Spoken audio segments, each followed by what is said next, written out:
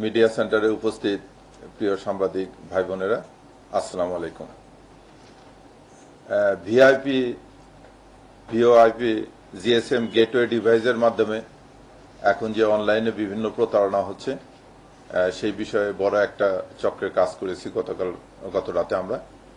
এই বিষয়ে আপনাদেরকে ব্রিফ করার জন্য আপনাদেরকে এখানে আমন্ত্রণ জানাইছি। আমার সঙ্গে আছেন জয়েন্ট কমিশনার সিটি এবং আমার সাইবার ক্রাইমের এডিসি। গতকাল 1/8/2026 তারিখ অনুমান রাত 8টার সময় ডিবি সাইবার ক্রাইমের একটি চৌকস দল গোপন সংবাদের ভিত্তিতে বসুন্ধরা আবাসিক এলাকায় একটি ফ্ল্যাটে অভিযান পরিচালনা করে দেখা যায় যে সেই ফ্ল্যাটটি একটি বাংলাদেশি মহিলা, উপজাতি মহিলা ঝর্ণা নামে উনি ভাড়া নিয়েছেন।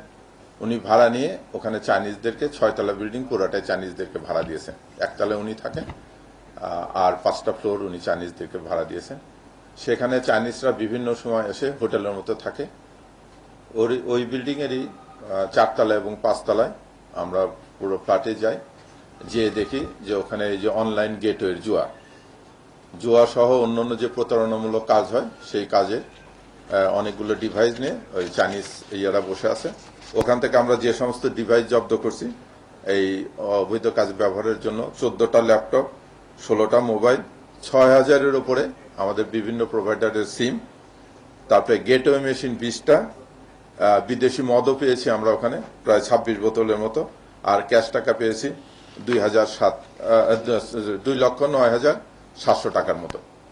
এখানে ওরা যে কাজটা করে আপনারা দেখবেন যে মোবাইলে আমাদের এখানে বিভিন্ন মেসেজ আসে যে আপনি নতুন অফার পেতে হলে এখানে ক্লিক করুন, আরো কিছু অফার পেতে হলে এখানে ক্লিক করুন, চাকরির জন্য এখানে ক্লিক করুন, বা আপনি যে ইনকামের জন্য, অতিরিক্ত ইনকামের জন্য এখানে ক্লিক করুন। আপনি যখন ওখানে ক্লিক করবেন তখন ক্লিক করার সঙ্গে সঙ্গে এই যে এরকম কিছু ছবি আসে, তখন আমরা এটাতে প্রলুব্ধ হয়ে যাই। এই ছবিগুলোর জন্য এখানে যখন ক্লিক করবেন এদের সিমে চলে আসবে, তখন আপনার কাছে অফার আসে।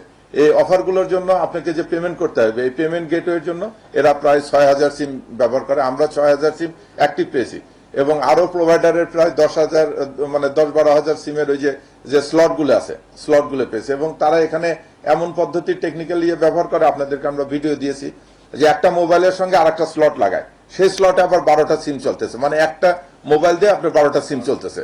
যার ফলে হয়ে যায় কি যে এই তথ্যগুলো যদি আমরা অনেক সময় আপনারা কমপ্লেন করেন যে এই জুয়ার সাইট থেকে আমার টাকা নিয়ে গেছে, আমরা যদি ওখানে যাই আমরা আসলে আইএমই নাম্বারটা পাই না, যার ফলে এদেরকে ডিটেক্ট করতে পারি না।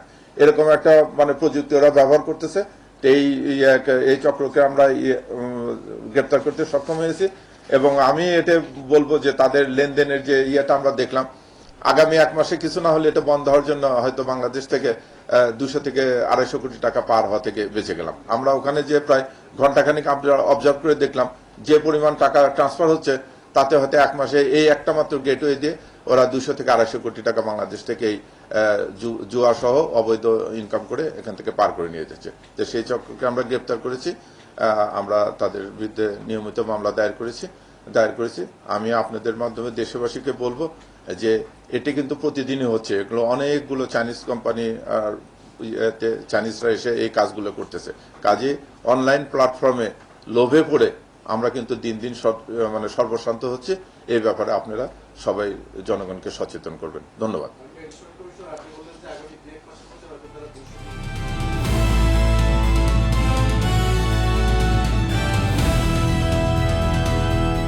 দিনাজপুর টিভি, মানুষের জীবনের কথা বলে।